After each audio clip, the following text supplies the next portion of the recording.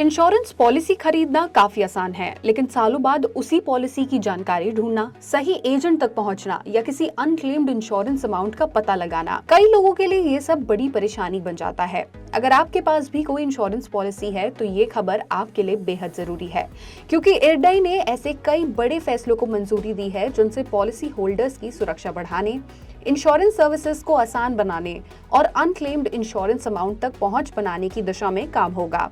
साथ ही अब हर पॉलिसी के साथ उसे बेचने वाले ऑथराइज सेल्स पर्सन की टैगिंग भी अनिवार्य होगी। तो आखिर क्या है ये सब बदलाव और इनका फायदा आपको कैसे मिलेगा, आइए समझते हैं आज की इस वीडियो में।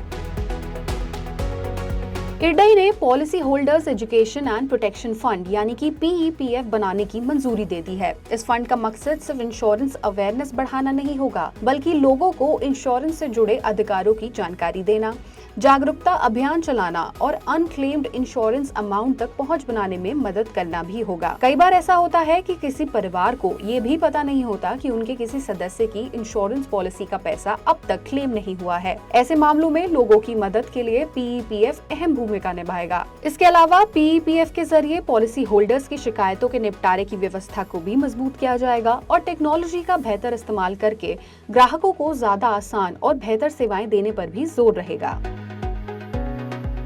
IRDAI का दूसरा बड़ा फैसला इंश्योरेंस बेचने की प्रक्रिया से जुड़ा है। अब हर इंश्योरेंस पॉलिसी के साथ उसे बेचने वाले ऑथराइज सेल्स पर्सन की टैगिंग अनिवार्य होगी, यानी हर पॉलिसी का रिकॉर्ड रहेगा कि उसे किस एजेंट या सेल्स पर्सन ने बेचा है। इसका फायदा ये होगा कि अगर भविष्य में किसी पॉलिसी को लेकर कोई विवाद होता है या गलत जानकारी देकर पॉलिसी बेचने की शिकायत आती है तो जिम्मेदारी तय करना पहले से काफी ज्यादा आसान होगा। IRDAI का मानना है कि इससे इंश्योरेंस सेक्टर में अकाउंटेबिलिटी और ट्रांसपेरेंसी दोनों बढ़ेंगी। इंश्योरेंस कंपनीज के लिए भी कई अहम फैसले लिए गए हैं। Investment, capital raising, share transfer और मर्जर से जुड़े नियमों को आसान बनाया गया है। IRDAI का मानना है कि इससे इंश्योरेंस कंपनीज के लिए कारोबार करना आसान होगा और सेक्टर में ग्रोथ को भी बढ़ावा मिलेगा। IRDAI ने इंश्योरेंस एजेंट्स, ब्रोकर्स और दूसरे इंटरमीडियरीज को भी बड़ी राहत दी है। अब उन्हें बार बार रजिस्ट्रेशन रिन्यू कराने की जरूरत नहीं होगी। इसके बजाय परमानेंट रजिस्ट्रेशन दिया जाएगा। हालांकि हर साल तय एनुअल फी जमा करनी होगी। इस बदलाव से रजिस्ट्रेशन प्रोसेस आसान होगा और बार बार होने वाली कागजी कार्रवाई भी कम होगी। IRDAI ने एनफोर्समेंट प्रोसेस में भी बड़ा बदलाव किया है। अब इंश्योरेंस कंपनीज पर कार्रवाई के लिए एक यूनिफॉर्म फ्रेमवर्क लागू किया जाएगा, यानी किसी भी कंपनी पर जुर्माना लगाने या रेगुलेटरी एक्शन लेने से पहले उसे नोटिस दिया जाएगा। अपना पक्ष रखने का पूरा मौका मिलेगा और उसके बाद तय प्रक्रिया के तहत ही उन पर कार्रवाई की जाएगी।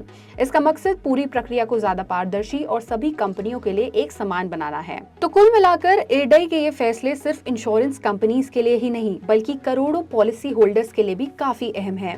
अब आप हमें कमेंट करके बताएं कि क्या आपने कभी इंश्योरेंस पॉलिसी से जुड़ी किसी परेशानी का सामना किया है। आज के लिए बस इतना ही। ऐसी ही और खबरों और अपडेट्स के लिए जुड़े रहिए हमारे साथ और देखते रहिए सी बिजनेस।